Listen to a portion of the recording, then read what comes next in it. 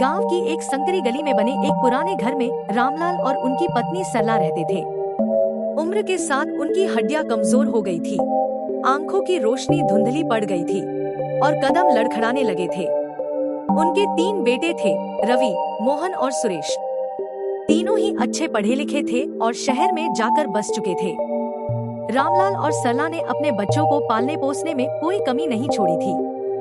खुद भूखे रहकर भी उन्होंने बच्चों की पढ़ाई के लिए पैसे जुटाए थे। लेकिन जब वक्त बदला तो वही बच्चे जो कभी माँ बाप की गोद में खेलते थे, अब उन्हें बोझ समझने लगे, बोझ की तरह व्यवहार। एक दिन रामलाल ने अपने सबसे बड़े बेटे रवि को फोन किया। बेटा, अब हमारी तबीयत ठीक नहीं रहती, अगर तुम हमें अपने पास बुला लो तो सहारा मिल जाएगा। रवि ने एक लंबी सांस ली और कहा, पापा, आप जानते हैं न कि शहर में कितना खर्चा बढ़ गया है।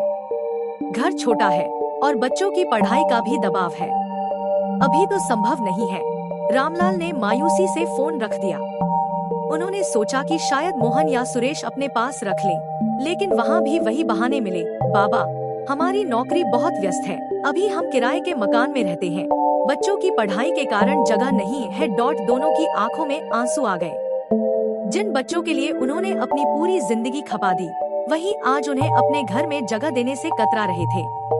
अंतिम ठिकाना। एक दिन सरला की तबीयत बहुत बिगड़ गई।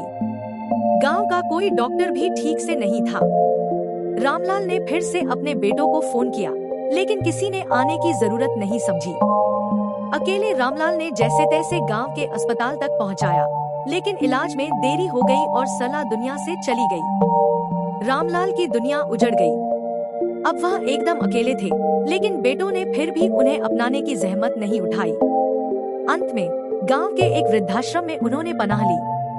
वहां और भी कई बुजुर्ग थे, जिनकी कहानियां भी लगभग वही थी, अपने बच्चों के लिए जीना और फिर उन्हीं के हाथों भुला दिया जाना। संदेश। एक दिन रवि, मोहन और सुरेश को गांव के मुखिया से फोन आया, तुम्हारे पिता का निधन हो गया है। तीनों बेटे भागे भागे गांव पहुंचे, लेकिन अब बहुत देर हो चुकी थी।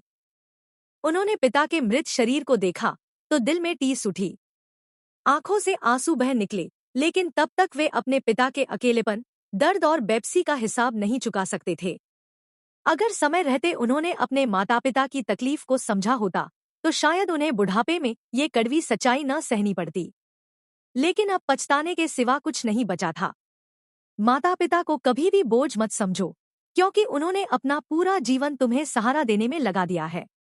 जब वे बुजुर्ग हो जाए तो उनका सहारा बनो, उन्हें अकेला मत छोड़ो।